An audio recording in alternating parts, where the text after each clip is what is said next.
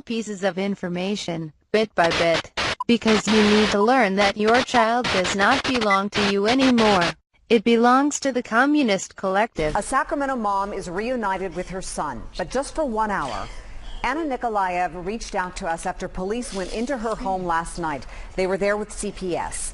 Anna says this whole thing started with a trip to the hospital and her need for a second opinion on her baby boy's condition. And joining us tonight in studio are Alex and Anna Nikolaev, and we will talk to them about their struggle to see their baby in a moment. But first, let's get everyone up to speed. The couple took their son to Sutter Memorial Hospital because of flu-like symptoms. Oh, but they didn't like the treatment that their 5-month-old was getting. So they took him to a different hospital. And that's where this case takes a very heartbreaking turn. News 10's Simni Chuan tells us how this family was ripped apart. For this 1 hour, Anna Nikolaev wished time stood still. The smile, it's everything for me, you know, like I was so happy to see him.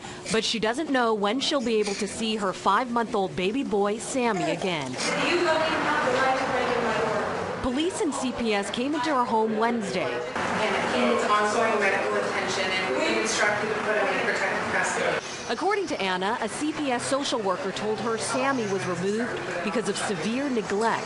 It's a charge that baffles both Anna and her husband. It seems like parents have no right whatsoever. Sammy suffers from a heart murmur and had been regularly seeing a doctor at Sutter for treatment. 2 weeks ago, Anna brought Sammy in for treatment of flu symptoms, and doctors admitted him to the pediatric ICU.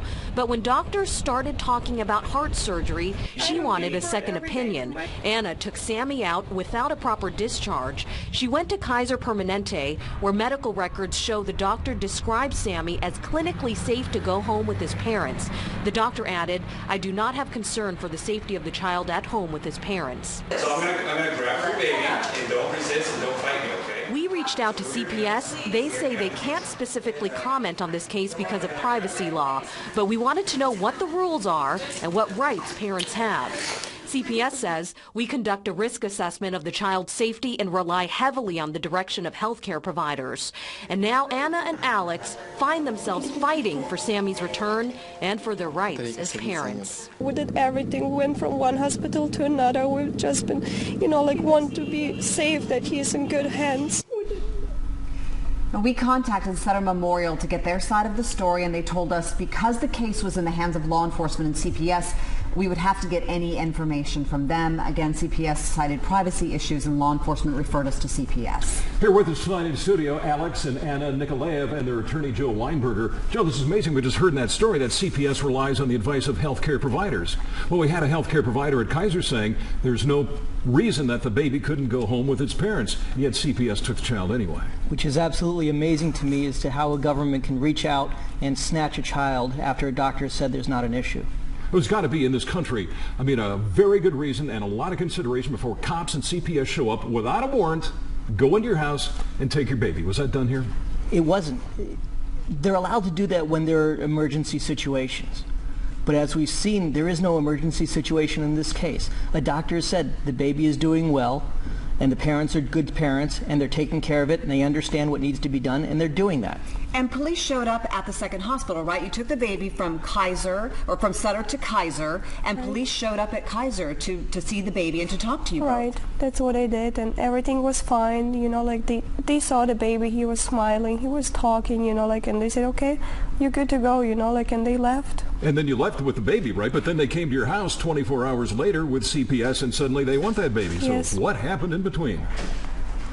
I don't even know. I cannot even explain what happened. It's like I was scared to death. They knocked on the door. They, you know, like I just thought they're just gonna smash us on the floor, you know, take my baby away and just leave. And I have no idea.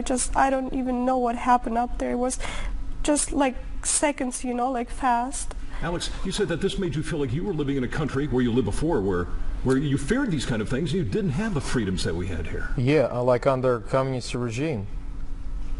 What were you feeling when they came to your house? And I know you showed me photos of your bruises. You got roughed up a little bit, and Anna, you must have been frightened, not even knowing who was taking your baby and where they were going to take it. I didn't know. I just saw how they smashed Alex, and I put this camera on it because I thought, like, if they're just going to enter my house, like, they're just going to smash me on the floor, my baby and everything, and I just wanted to have a proof that we didn't do anything wrong, We loved our son. We did everything to protect him.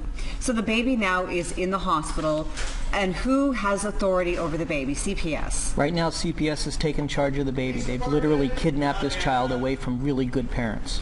According to Anna, apparently someone at CPS has accused these parents of neglect, and yet is there any evidence of that? There's actually evidence of the exact opposite. These are parents who have taken their child to every well baby, who because of a heart murmur have gotten a cardiologist who's checked it out, who when the baby had a flu took them to the hospital like most parents would do because this is their first child and they didn't know. And they fully expected to be taken care of and treated with respect, not to be trampled on and bullied by the system. Anna, why did you take the baby from Sutter to Kaiser? Why did you decide? I was not feeling safe with my baby up there. We did had 2 mistakes up there at the hospital already, and they've been raising the voice on us, and I was done by a point saying, I need the safety for my baby. I want to make sure that, those people are walking to my baby and giving the right medication, giving the right treatment to my baby, not just pushing us around, and pressing us to do the surgery right away, Joe, if the parents made one mistake, was it taking the baby out of Sutter? And it does have a heart murmur, but it's not an immediate condition. Surgery is not required right away. It was the mistake taking the baby out of Sutter, going to Kaiser, but not getting Sutter's permission, not telling them what they were going to do with the baby and where they were going? It was probably not checking in and saying, this is what we're doing. But at the same instance, they went directly from Sutter to Kaiser. So it's not like they took him out and denied him medication or treatment. They took him to another doctor because they didn't like the opinion and they didn't like the care that they were getting from the first doctor. And if CPS is saying they rely heavily on healthcare providers' opinions, then there seems to be no case for them to take the baby. The reports from the Kaiser doctor are clear. The baby is healthy, the baby is happy, the baby is thriving with the parents are educated, they're concerned about the child's welfare, and they're providing good care. So what happens now? Well, hopefully we will speak to the CPS person tomorrow and they will see the light of day and they will return this child to the parents. If not, there's a hearing Monday morning and we'll see what the judge has to say. Well, obviously a lot of emotional damage has been done in the meantime. No matter I can't imagine a child being ripped from my arms. No, Anna knows what that feels like, and we've been I just shedding have to tears go here through tonight. 9 hours again to, wait till 8 o'clock to see, what's gonna go on, like at 8 o'clock, make the first call and see. I just don't know how I'm gonna do this night through again without my baby. All right, we're staying on it. We're staying on it. We appreciate Thank you very it. much for coming in. We Thank do you. appreciate it. Thanks.